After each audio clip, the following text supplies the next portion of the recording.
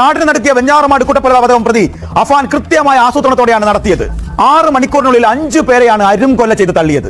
25 kilometre ചുറ്റളവിൽ 3 വീടുകളിലായിട്ടായിരുന്നു പ്രിയപ്പെട്ടവരെ അതിക്രൂരമായി അഫാൻ ചുറ്റിക കൊണ്ട് തലക്കടിച്ച് കൊലപ്പെടുത്തിയത്. താമരശ്ശേരിയിൽ വിദ്യാർത്ഥികളുടെ കൂട്ടത്തല്ലിനിടെ പരിക്കേറ്റ 10ാം ക്ലാസ്സുകാരൻ മുഹമ്മദ് ഷഹബാസ് മരിച്ചതിൽ കൊലക്കുറ്റത്തിന് കേസെടുത്തിരിക്കുകയാണ് പോലീസ്. പ്രതികളെ 11 മണിക്ക് മുമ്പ് പ്രതികൾ നഞ്ചക്ക് ഉപയോഗിച്ച് തലക്കടിച്ചുവെന്ന് റൂറൽ SP പറഞ്ഞു.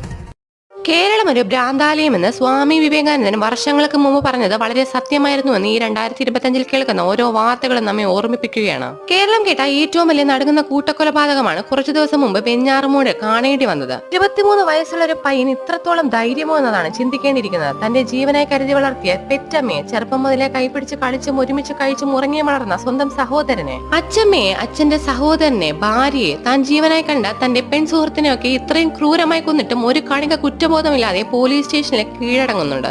ഇത്രയും പെർഫെക്റ്റ് ആയി തലക്കടിച്ച് എല്ലാവരെയും കൊല്ലാൻ കഴിയുന്നു എന്നത് വിശ്വസിക്കാൻ കുറച്ച് ബുദ്ധിമുട്ടുള്ള കാര്യമാണ്. ഒരു പക്ഷേ അഫാൻ ഏതെങ്കിലും ഡാർക്ക് വെബ് ഗെയിംസിന്റെ ഭാഗമായിട്ടുണ്ടാകാം. ഇതൊരു പോസിബിലിറ്റി മാത്രമാണ്.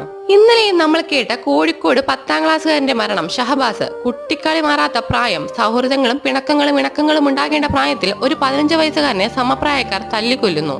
കൂട്ടാക്രമണമാണെങ്കിൽ ആരുടെ പേരിലും കേസ് വരില്ല എന്ന ആ പയ്യന്റെ ഓഡിയോ സന്ദേശമൊക്കെ പക്ക ക്രിമിനൽ സ്വഭാവത്തെയാണ് കാണിക്കുന്നത്. കോട്ടയം ഗവൺമെന്റ് നഴ്സിംഗ് കോളേജിൽ നടന്ന സംഭവം ഏറെ വ്യത്യസ്തമൊന്നുമല്ല. ഭൂമിയിലെ ഏറ്റവും വലിയ ക്രൂരത ഒരു മനുഷ്യനെ മറ്റൊരു മനുഷ്യൻ കൊല്ലുന്നതാണ്. ക്രൂരമായി കളിയാക്കിയും വേദനിപ്പിച്ചും ഒരു കൂട്ടം മനുഷ്യർ ഒരു മനുഷ്യനെ കൊല്ലാകൊല ചെയ്യുന്നു. ആ വീഡിയോസൊക്കെ കണ്ടാൽ ഇവർക്കൊക്കെ എന്തെല്ലാമോ മാനസിക പ്രശ്നങ്ങൾ ഉള്ളതായി തോന്നാം. ഇവരൊക്കെയാണ് നാളെ ഓരോ ഹോസ്പിറ്റൽസിലും രോഗികളെ ചികിത്സിക്കാനെത്തുന്നതെന്ന് വേറൊരു ഞെട്ടിക്കുന്ന യാഥാർത്ഥ്യമാണ്. ഇങ്ങനെ എത്ര കേസുകൾ. മയക്കുമരുന്ന് ലയിച്ചു പോയൊരു മകൻ വീട്ടിൽ വന്ന് കഥകിൽ തട്ടുന്നത് പേടിയാണെന്ന് പറയുന്ന അമ്മമാരും സഹോദരിമാരും നമ്മുടെ നാട്ടിൽ ഏറുന്ന കാലമാണിത്. മയക്കുമരുന്ന് മാഫിയകളുടെ കളിപ്പാവകളായി മാറുന്ന പുതുതലമുറ. എന്തുകൊണ്ടാണ് പുതുതലമുറ ഇങ്ങനെയാകുന്നത്? ന്യൂ ജനറേഷൻ കുട്ടികൾ ഈസിയായി പല കാര്യങ്ങളിലും ഇൻഫ്ലുവൻസ് ആകുന്നവരാണ്. ചെറിയ കാര്യങ്ങൾ പോലും അവരെ ഒരുപാട് സ്വാധീനിക്കുന്നുണ്ട്. Social media influence, squid game, dark web influence, drug addiction, ഇങ്ങനെ അവരെ സ്വാധീനിക്കാൻ ഒരുപാട് മേഖലകൾ അവർക്കൊപ്പമുള്ള ഇന്റർനെറ്റിൽ തന്നെ ലഭ്യമാണ്. രക്ഷിതാക്കൾ മക്കളുടെ ഫോൺസ് വല്ലപ്പോഴെങ്കിലും ഒക്കെ ചെക്ക് ചെയ്യുക. അവരുടെ കൺട്രോൾ മറ്റാരുടെയും കയ്യിലല്ലാന്ന് ഉറപ്പുവരുത്തുക.